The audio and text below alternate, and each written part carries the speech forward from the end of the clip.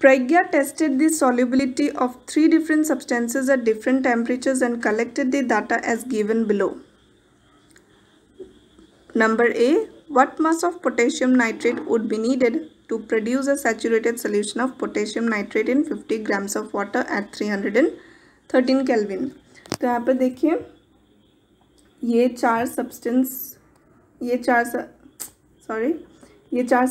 लिए गए हैं और चारों सब्सटेंस का सॉल्युबिलिटी मेजर किया गया है डिफरेंट टेम्परेचर्स में 283, 293, 313, 333, 353।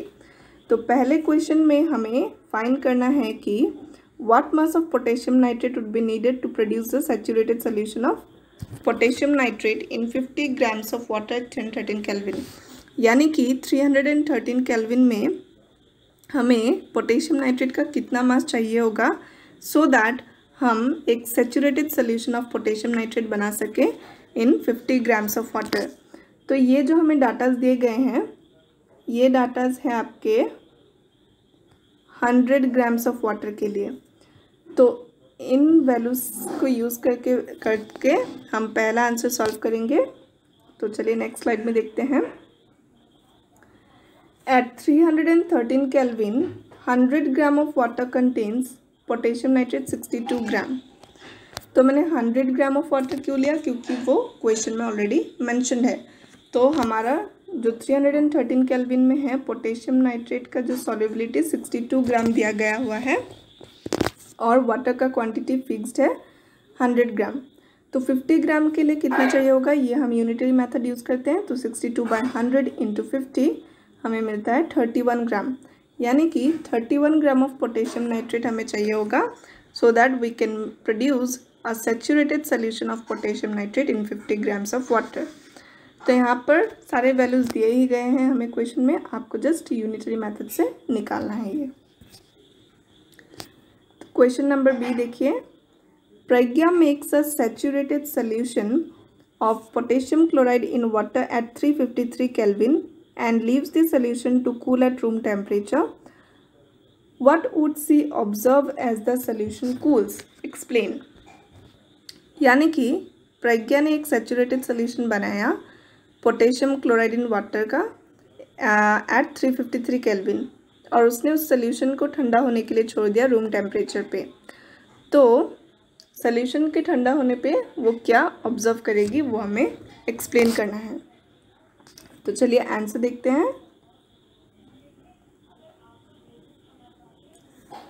On cooling the solubility of A solute in a solution decreases. तो जब ठंडा होता है तो सॉल्युबिलिटी जो होता है कोई भी सॉल्यूट का वो डिक्रीज हो जाता है सॉल्यूशन में। तो इसलिए when Pragya leaves a saturated solution of potassium chloride in water to cool at room temperature then some of its dissolved potassium chloride will separate out in the form of solid crystals। तो जब प्रज्ञा ने potassium chloride solution को cool होने के लिए छोड़ दिया तो कुछ पार्ट डिजॉल्व पोटेशियम क्लोराइड का सेपरेट होके वो सॉलिड क्रिस्टल्स फॉर्म करेंगे पोटेशियम क्लोराइड के। ऐसा क्यों होता है, क्योंकि ठंडा होने पे जो सॉल्यूट का जो सॉल्युबिलिटी है वो सोल्यूशन में डिक्रीज होता है। तो सॉल्युबिलिटी डिक्रीज हो रहा है यानी कि वो सॉल्यूबल नहीं हो पा रहा है, इसलिए वो जो ऑलरेडी सॉल्यूबल है उस सोल्यूशन में वो सेपरेट आउट हो जाएंगे as solid potassium chloride. Third question यानी कि number C, find the solubility of each salt at 293 kelvin which has the highest solubility at this temperature. तो एट 293 केल्विन हमें सॉल्युबिलिटी दिया गया है सारे सॉल्ट्स के लिए। तो इससे हमें फाइंड आउट करना है कि हाईएस्ट सॉल्युबिलिटी किसका है। तो चलिए आंसर देखते हैं। From the table we observe that the solubility of each salt at 293 kelvin is, ये चारों डाटाज हमें हैं दिए गए हैं। तो इसमें से आप कंपेयर कीजिए तो अमोनियम क्लोराइड का जो 37 है वो सबसे ज़्यादा है, तो इसीलिए ammonium chloride has the highest solubility. अब क्वेश्चन नंबर डी, मैं बैक जा रही हूँ। What is the effect of change of temperature on the solubility of salt. What is the effect of change of temperature on the solubility of salt. तो temperature change होने पे solubility of salt पे क्या effect पड़ रहा है। तो चलिए पहले हम टेबल से देख लेते हैं। टेबल पे देखिए, पोटेशियम क्लोराइड का पोटेशियम नाइट्रेट का ऑब्जर्व कीजिए। जो सबसे लोएस्ट टेम्परेचर है उसमें सॉल्युबिलिटी भी लोएस्ट है। जैसे ही टेम्परेचर बढ़ते जाता है सॉल्युबिलिटी भी इसका बढ़ रहा है। 21 से 32 हुआ, 32 से 62, 62 से 106 और उसके बाद 167, यानी कि टेम्परेचर बढ़ते ही इसका सॉल्युबिलिटी बढ़ रहा है।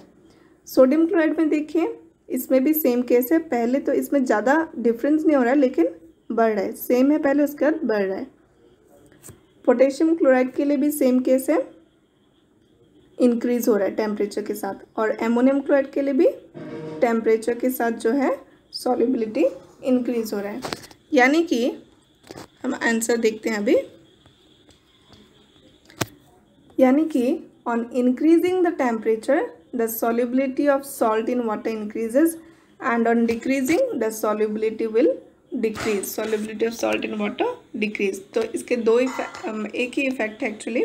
अगर आप टेम्परेचर इंक्रीज करते हैं तो सॉल्युबिलिटी इंक्रीज होगा, और अगर आप टेम्परेचर डिक्रीज करते हैं तो सॉल्युबिलिटी डिक्रीज होगा।